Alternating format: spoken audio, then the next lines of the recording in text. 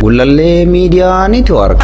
Gulalee Fangalaanii sinniisu yaawaan ofiitu obseenan kiisu garaanii sifa mormaa ture gaarii seenyii takka obduu obseenii bidirqisee biyyaka. Ibsaatu keenya urjiin ifee mul'atu jaalala keenya bakka guyyaa gubatu.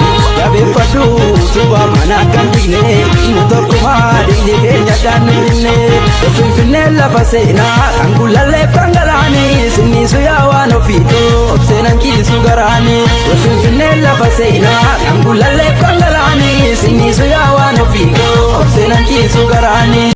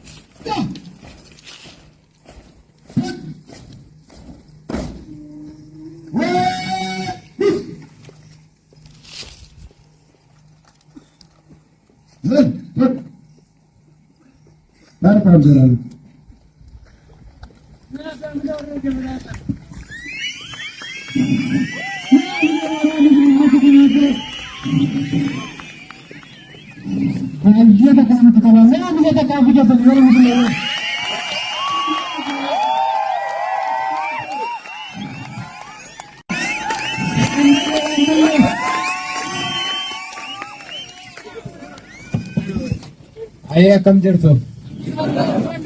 Baga guyyaa kana keessanii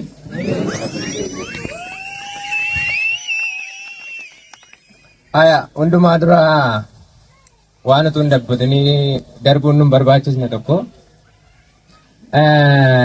bakka kiiloomeetiriin nu daangessee jiru qabsoof jecha bakka addaan fagaannee jirrutti ajajaa walaanaa Abaaboo Aboo Jaalmarroo Dirribaa akka nama qaamaan nu gidduu jirutti rakkooleen mudataniif haala kam keessattuu akka qaamaan wal bukkee jirrutti nu gargaara bakka taa'e qaamaan akka nama nu gidduu jirutti hojii kana dalagaa jiraachuusaa fi galatoomaatti jechuu barbaanna haamileen ulaagaa fe'ee. Akkasumas qondaaltota waraanaa birgeedota naannoo kanarra socho'an fi golee Oromiyaa keessa irra socho'an hundumaa dirqama gurguddaa fudhatanii osoo jiranii bakka jiranitti yaadaaf qalbiif hojiin osoo nu biraa hin hafin haamilee guutuu warra socho'aa turaniini ulfaadhaatti jechuun barbaada haamileen ulaagaa fi. Inni xumuraa uummata Oromoo naannoo kanaa dirqama ulfaataa jiruu dhuunfaa isaanii hojii dhuunfaa isaanii dhiisuudhaanii akka nama waraana ta'etti dirqama waraanummaa fudhachuudhaanii nu faana dadhabaa nu faana socho'aa roobaaf adoo osoo hin jedhin dadhabbii guddaa icitii qabsoo kanaa of harkatti qabachuudhaan na ilaallata jechuudhaanii nu faana dhaabbachaa turaniin illee galatoomaa jechuu barbaanna haamileen ulaagaa fe'ee. Ayyee guyyaan irraa egaa guyyaa itti eebbifamtoonni waraana bilisummaa Oromoo gara gurmuu waraana bilisummaa Oromoo ta'uuf itti deemanii irbuu fuudhuuf adeemaa jiranidha. Guyyaan kun walumaa galatti deeggartoota qabsoo bilisummaa Oromoof, hawwattoota qabsoo bilisummaa Oromoof, mararfattoota qabsoo bilisummaa Oromoof guyyaa gammachuuf guyyaa addaati. Akkasumas immoo diinota qabsoo bilisummaa Oromoof guyyaa gaddaa fi guyyaa lafa laaluuti. Sakanaaf haamilee addaame.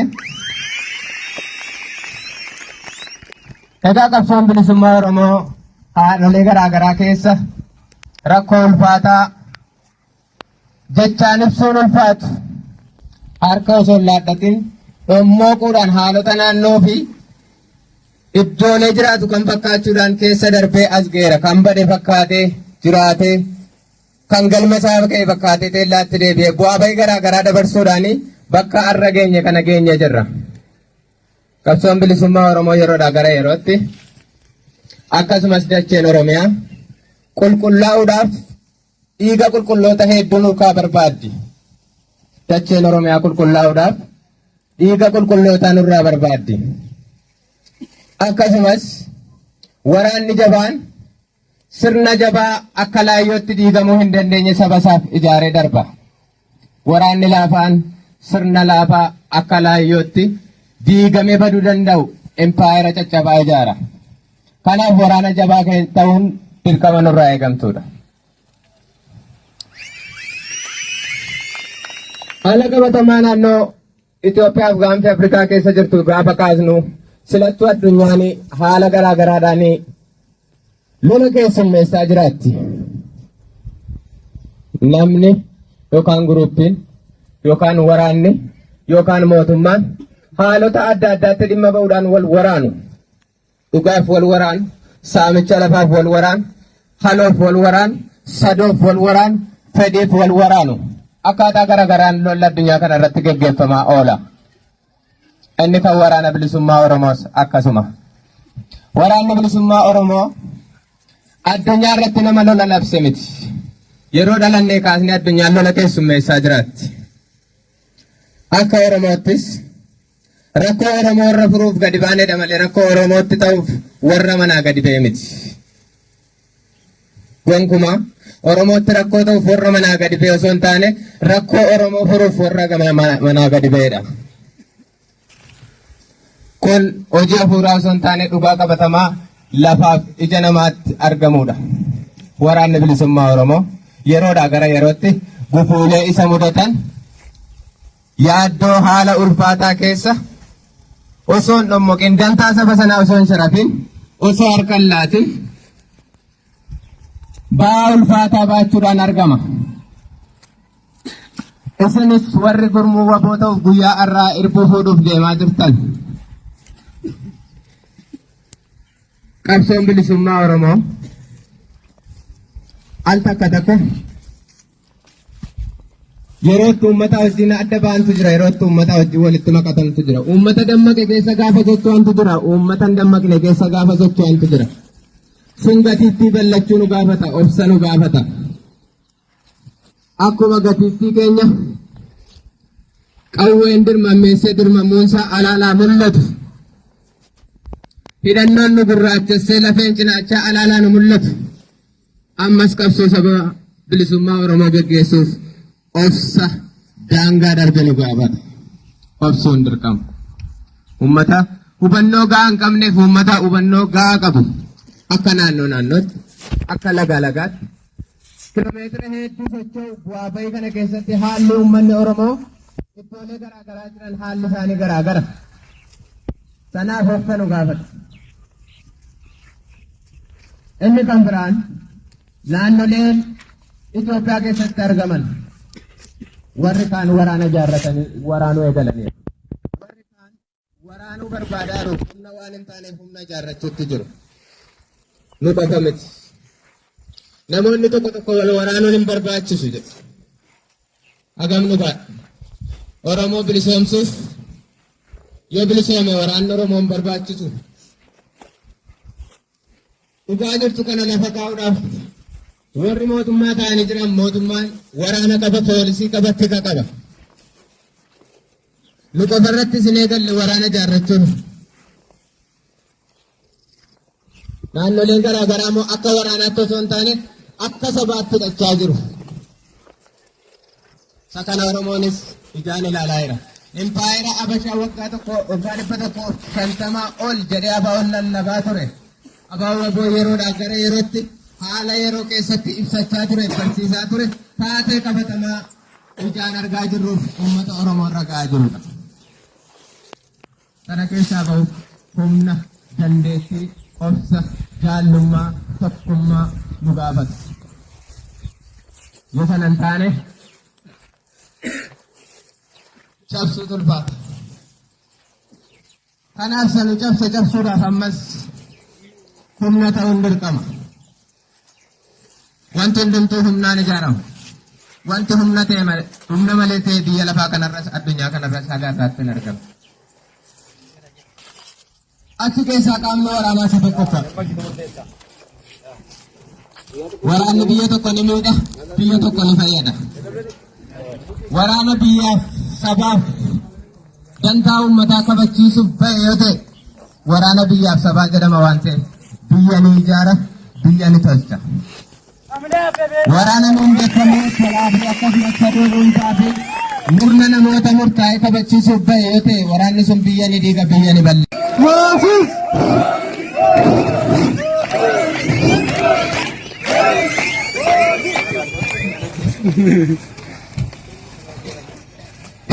Aye, jitu. Baga jiraatan aye. Baga guyyaa irraa keessan. Aye, ani waan isinin jedhu guddoon qabu dhaamsa xiqqoo tokkoon qaba.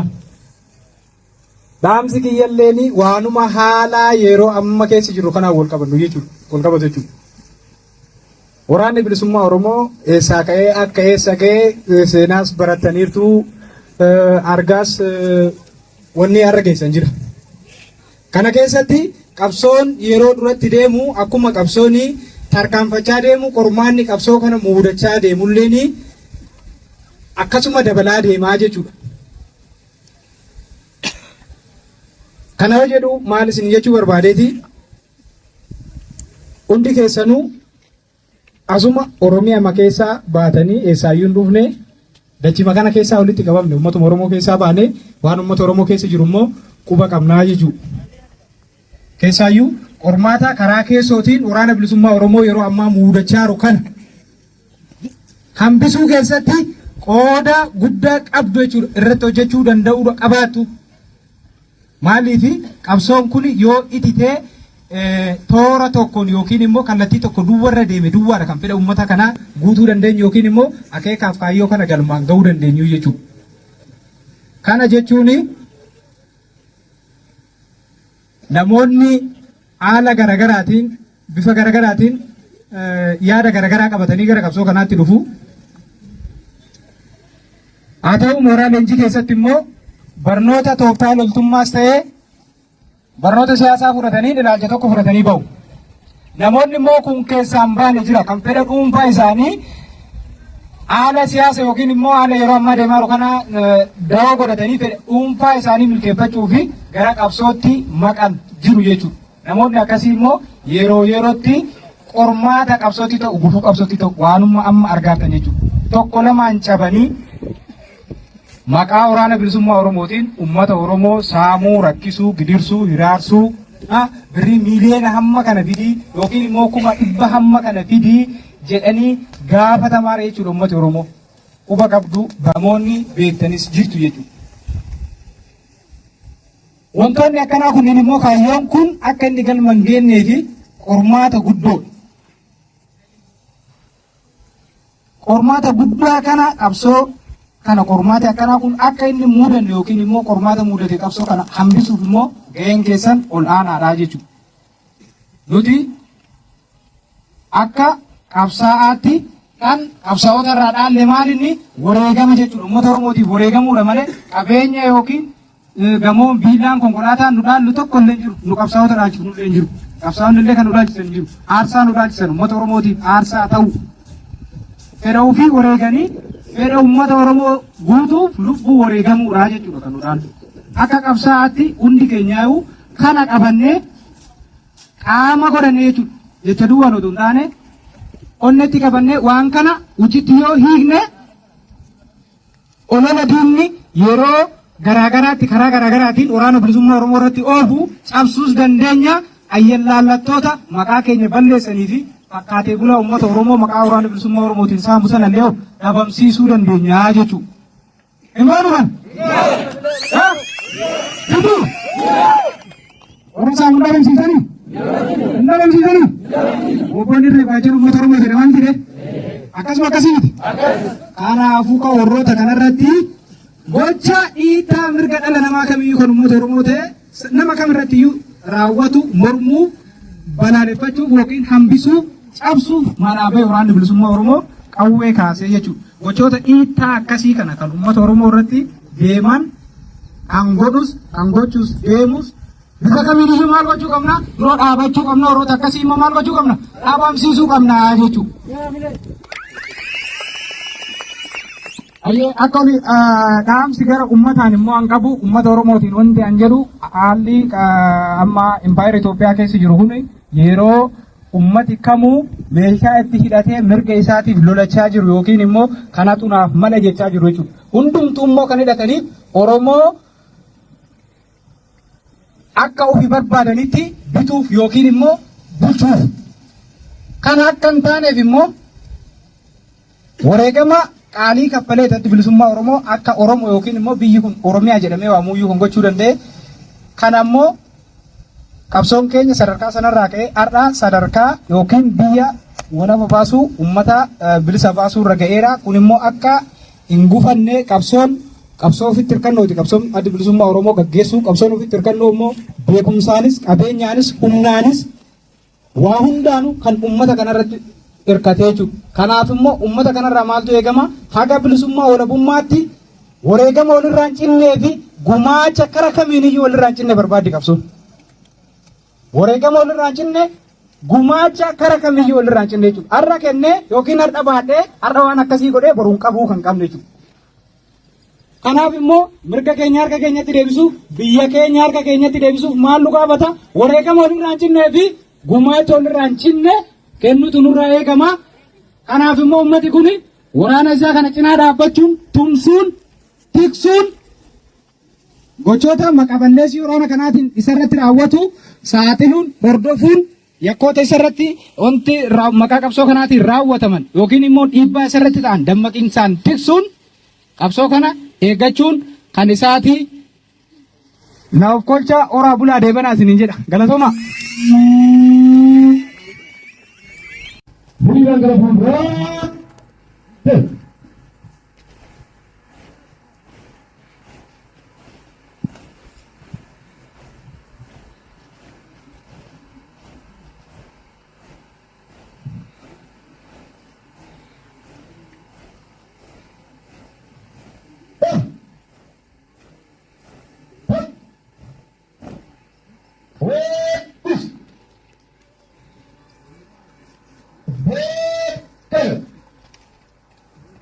Reto.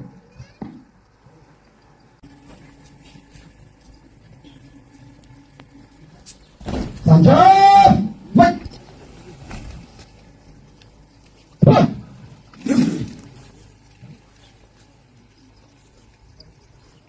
Waraasa Saanjaa ittisa gubbaa. Waraasa Saanjaa ittisa gubbaa lakkoofsaan.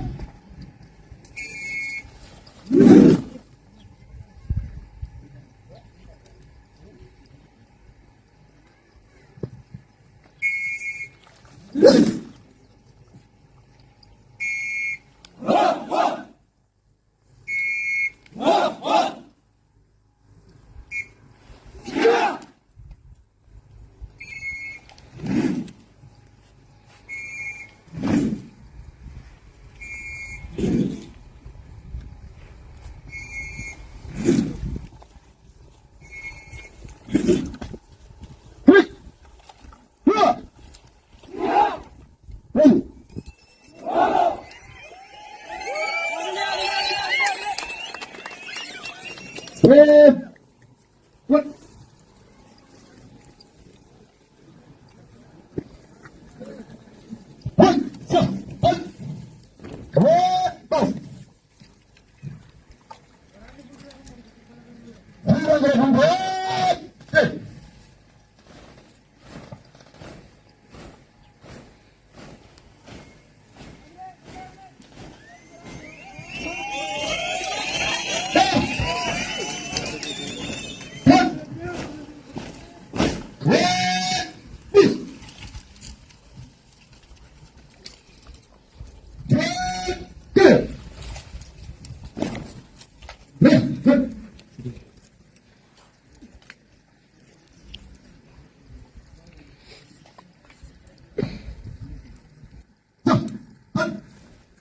Anjaf, mat.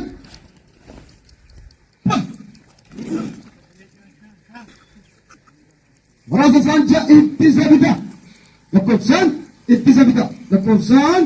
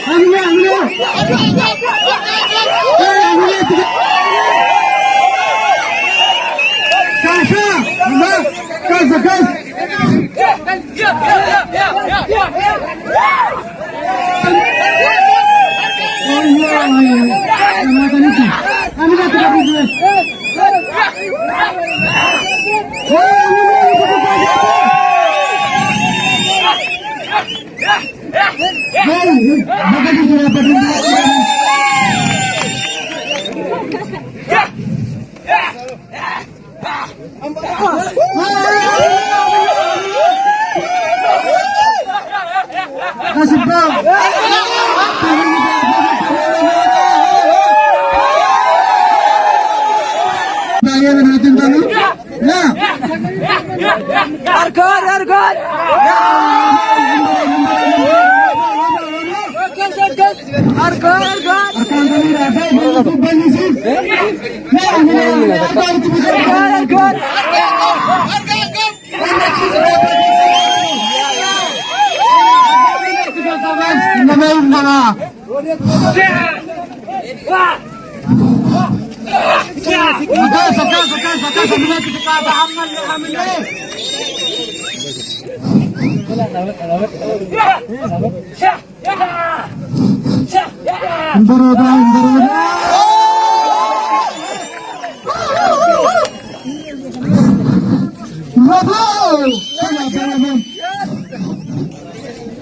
मैं अमिलन के संभाले हूँ तुम दोनों मैं तो कर